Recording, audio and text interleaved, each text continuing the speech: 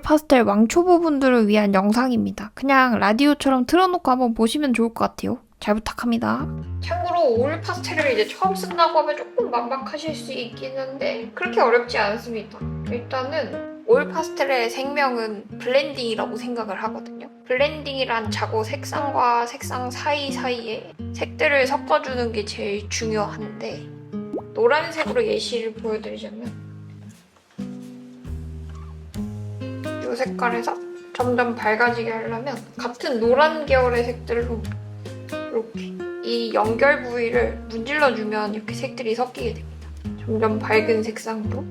그래서 처음에 이제 올 파스텔을 사신다고 하면은 몇 색깔 정도를 사야 되냐라고 물어보시는 분들이 많으신데요.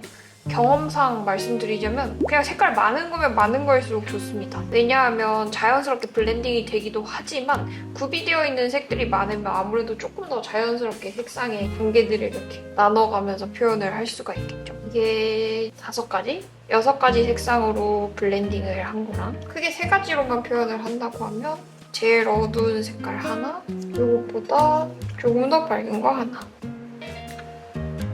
어쨌든 색이라는 거는 섞으면 섞을수록 탁해질 수가 있기 때문에 가능한 색들이 다 구비되어 있는 애들로 사용을 하시면 제일 좋기는 하겠죠. 이거랑 뭐 제일 밝아 보이는 흰색에 가까운 색이랑 해주면 요거랑 또 섞어주고 여기 있는 몇 가지 안 되는 색상들로도 이렇게 훌륭하게 블렌딩이 잘 되기는 하지만 조금 더 폭넓은 색상 표현을 하려면 종류가 많은 게 좋습니다. 아무래도 이게 노란색이라고 하더라도 여러분 노란색이 한 가지 종류만 있진 않거든요. 그 안에서도 이런 레몬 느낌이 좀 나는 색깔이 있고 아니면 조금 더 개나리빛이 나는 색상이 있고 이거를 뭐 섞어서 표현이 되는 색이 아닌 경우가 있어요. 그럴 때는 최대한 색상이 많은 제품으로 구매를 하시면 좋을 것 같습니다.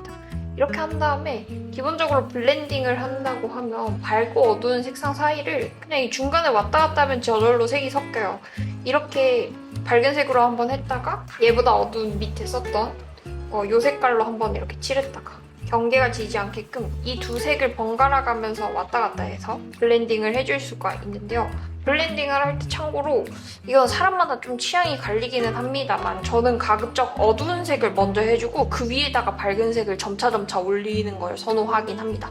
실제로 유화를 그릴 때도 이렇게 어두운 색을 먼저 깔고 얘보다 밝은 색을 이후에 얹어주는데 이게 조금 더 뭔가 깔끔하게 블렌딩이 되는 느낌이긴 하더라고요. 여기에다가 또 어두운 색을 또 다시 얹어주려고 하면 밝은 색을 먼저 올려줬을 때 어두운 색을 올리면 얘는 그나마 좀 색들이 밝은 명도를 가지고 있는 애들이라서 괜찮은데 간혹가다 어두운 색으로 올리고 싶을 때 이렇게 밝은 애들이 밑에 깔려있으면 색이 안 올라가는 경우가 있어서 저는 보통 올 파스텔로 그림을 그릴 때는 조금은 더 어두운 색으로 해주고 같은 노란 계열의 밝은 색깔로 이런 식으로 밝고 어둠의 단계를 내주는 편입니다. 그래서 기본적으로는 이 같은 색조 안에서 이런 식으로 밝고 어둠의 단계를 내주는 게 기본이다라고 하면 왜 우리 그림들 보면 조금 색상 되게 오묘한 애들 있잖아요. 이게 분명히 노란색인 것 같은데 노란색으로만 썼을 땐 저런 느낌이 안 날 것 같은데 라는 생각이 들게끔 만드는 애들은 지금 여기 있는 이 색상이 고유색이라고 칩시다. 고유색이라고 치면은 여기에다가 고유색으로 밝고 어둠을 나눠줬으면 플러스로 좀 포인트가 되는 색상들을 추가를 해줘야 돼요. 포인트가 돼줄 색상들이 어떤 기준으로 추가를 해주면 좋냐면 참고로 이 고유색이라는 거는 대상이 가지고 있는 고유의 색상인데요.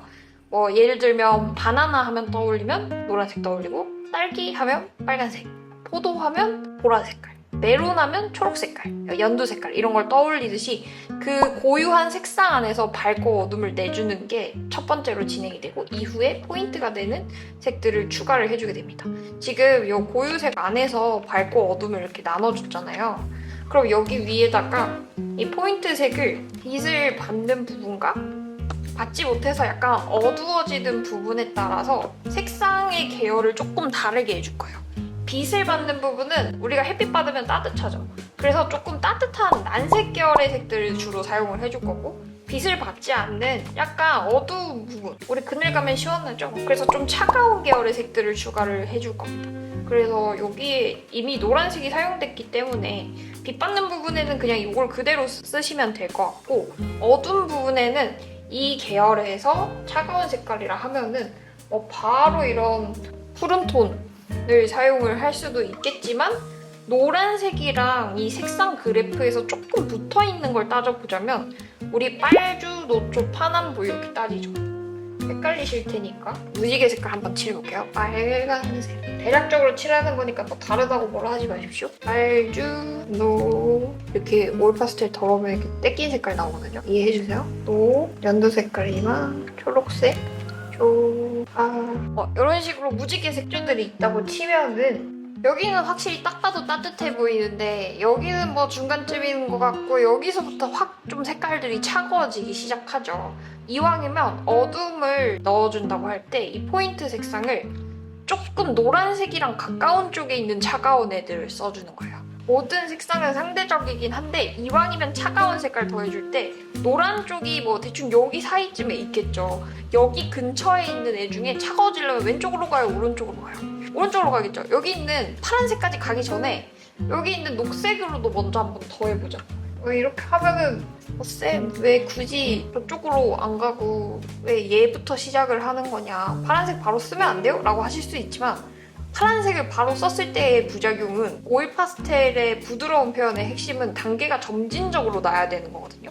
근데 이게 단계가 너무 급단적으로 갑자기 파란색으로 가버리면 얼마나 얘가 당황스럽겠어요. 그렇기 때문에 조금은 이 파란색까지 연결해줄 수 있는 이 초록 계열 애들로 여기를 약간 밑밥을 깔아준다고 생각하시면 돼요. 이쪽에 연결다리가 돼줄 거예요. 그 다음 아까 얘보다는 조금 더 푸른 톤이 가미된 녹색을 또 칠해주고, 그래서 여기에다가 이제 파란색까지 도달을 해보겠습니다. 이런 푸른 톤까지 이렇게 연결이 되게끔 해준 다음에, 지금 막 자국이 남아있죠? 이걸 자연스럽게 해주려면 손으로 살짝 문대버리세요. 근데 어차피 노란색이랑 파란 색깔 섞으면 초록 색깔 되긴 하거든요. 네, 아무튼 근데 너무 강하게 색이 발색돼서 줄처럼 쪼개지는 걸 방지하기 위해서 중간에 껴있는 녹색들을 좀 사용했다고 생각을 하시면 됩니다. 얘네들을 이렇게 하면서 또 근데 이게 좀 색이 아무래도 노란 계열이 좀 밝잖아요. 그래서 이런 색들을 사용을 했을 때 너무 강력하게 어두워져 보일 수 있어요. 그럴 때는 다시금 초심을 찾아서 이쪽에 있는 노란 계열 치고 조금 어두운 색상들로 여기를 사이를 한 번 더 섞어주는 거예요.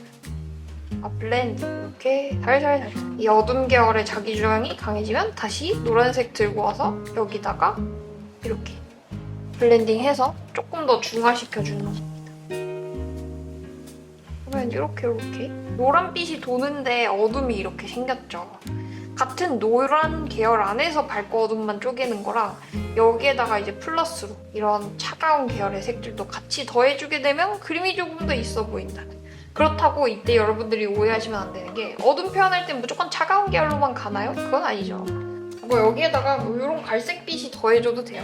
붉은 계열. 방금 갈색은 이쪽에 있는 애들이 어두워지면 생기는 색이겠죠. 얘네들로 이렇게 어둠을 표현을 해줘도 되지만, 이런 고유색에서 벗어나 포인트 색들도 같이 들어갔을 때 색들이 혼색이 되면서 보이는 이 오묘한 색감들이 좀 더 괜찮아 보이게 만들어요, 그림이. 제가 해보니까 그렇던데요. 네. 이렇게만 봤을 때는 뭔 소린지 아마 안 와닿으실 듯하여 예시 그림으로 같이 그려보면서 좀 더 이어서 설명을 해드리도록 하겠습니다. 손이 들어보졌네요. 그림 그리실 때는 항상 옆에다가 이렇게 물티슈를 준비를 해주시고 손을 잘 닦으면서 해주셔야 됩니다. 자, 근데 지금 우리 이렇게 손으로 블렌딩 했는데 저는 그냥 귀찮아서 손으로 많이 문지르긴 하지만 난 좀 깔끔하게 섬세하게 블렌딩을 하고 싶다 하시는 분들은 이때 사용하실 수 있는 게 요거겠죠? 이게 뭐냐면 도구들을 모아놓은 파우치인데요. 이게 바로 찰필이란 겁니다. 찰필이 뭐냐면 쉽게 말해서 종이를 연필 모양으로 만들어 놓은 거예요. 지금 이걸 사용을 하다 보니까 이렇게 떼낀 모양으로 지저분해져 있는데, 이게 연필 모양이고 끝이 뾰족하다 보니까 섬세한 부분을 블렌딩을 해줄 때 얘로 이렇게 문질문질 해주면 자연스럽게 그라데이션을 조금 더 깔끔하게 낼 수가 있거든요. 근데 이렇게 더러운 상태로 쓰면 떼낀 게 그대로 전달이 되니까 보통 이 찰필을 구매하시면 이런 사포가 같이 옵니다. 지금 보면 여기 좀 묻어있죠? 여기 사포 이렇게 쓸 때마다 한 장씩 뜯어갖고 요 위에다가 이렇게 긁어주면 얘를 갈아주는 거예요. 깨끗해질 때까지. 근데 이렇게 너무 두텁게 쌓여있으면 칼로 한번 깎고 긁어주는 게 효율이 좋습니다. 그래서 꼭 이 사포가 있어야 된다 이건 아닌데 그냥 큰 사포 있잖아요. 그거 써도 돼요. 사포로 갈가내서 한번 가루를 털어주셔야 됩니다. 이렇게 해주면 이제 좀 블렌딩 할 때 쓸 수가 있겠죠? 근데 지금 봐요. 이게 거의 뭐 흡수가 됐죠. 이러면 효율이 안 좋단 말이죠. 가는 게 힘들잖아요. 칼로 깎을 겁니다. 연필 깎듯이. 자고로 그림 그리는 사람은 칼질도 잘해야 됩니다. 연필 깎듯이 깎아요 그냥. 이게 저거 문지는 것보다 속 편할 수 있어요. 칼은 항상 조심히 쓰셔야 됩니다. 날 잘 서 있는 칼로 깎으세요. 이렇게 깎아주면 정리 끝!